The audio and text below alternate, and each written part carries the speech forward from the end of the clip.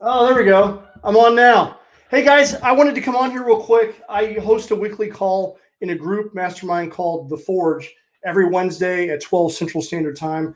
And we had a great conversation today. And I wanted to give you a couple nuggets or tidbits as you go into 2021 that will help you with your goal planning and setting for 2021.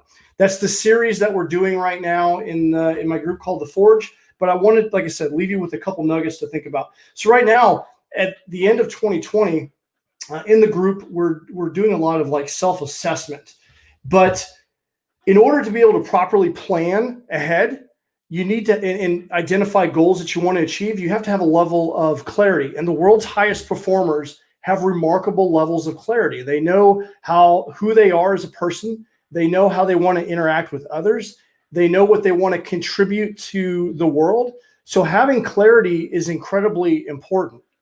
And in order to set a life of intention and to have more clarity and to live a life of happiness and joy and have more positive emotions, then the exercise that we did today was to basically identify what would your ideal life look like. If money was no object and you didn't have obligation, what would your ideal life look like?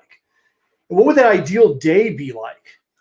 And by doing this simple assessment and you identify those activities that give you positive feelings and positive emotions and trying to figure out how to incorporate those into your life now, you can begin to develop a life that has more positive feelings, more positive emotion. People don't want to typically wake up feeling judgmental. They don't want to feel negative. They don't want to feel sad, weak, unfulfilled. They don't want to feel mean. They don't want to have anxiety. But you know people, maybe you're feeling some of these feelings. We're all human. I have these same feelings and I have bad days.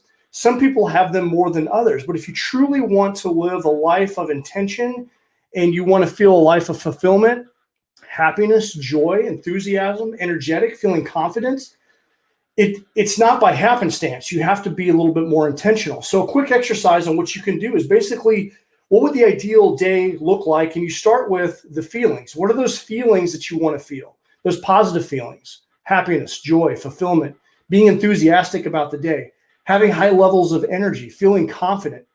Then you take a look at what activities give me those feelings. What activities give me fulfillment?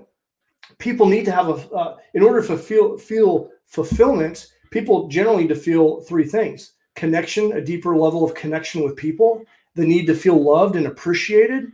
They need to contribute and create work and do things that matter.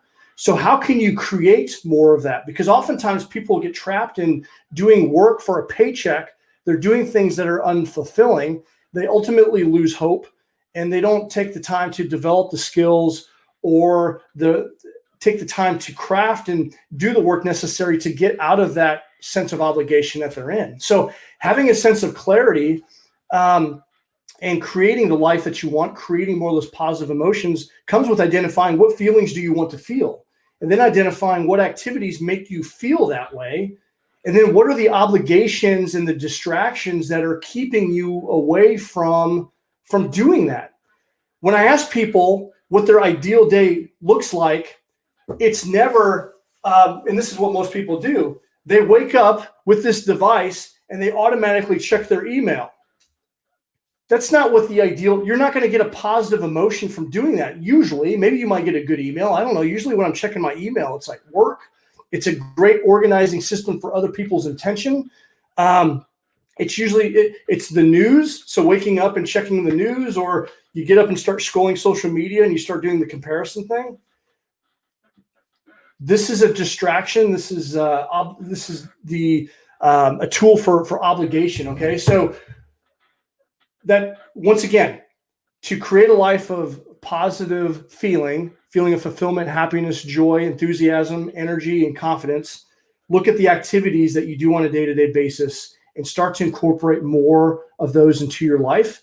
Identify distraction and obligation and those things, and maybe even the people that are fueling the feelings of negativity, being judgmental, sad, unhappy, weak, unfulfilling, people with high anxiety, because the more that you limit those things, the more of those positive feelings that you're going to have. So So that's just a quick strategy as you look into 2021, and you start developing your goals for next year. Identify the feelings that you want and have more of those activities that make you feel better.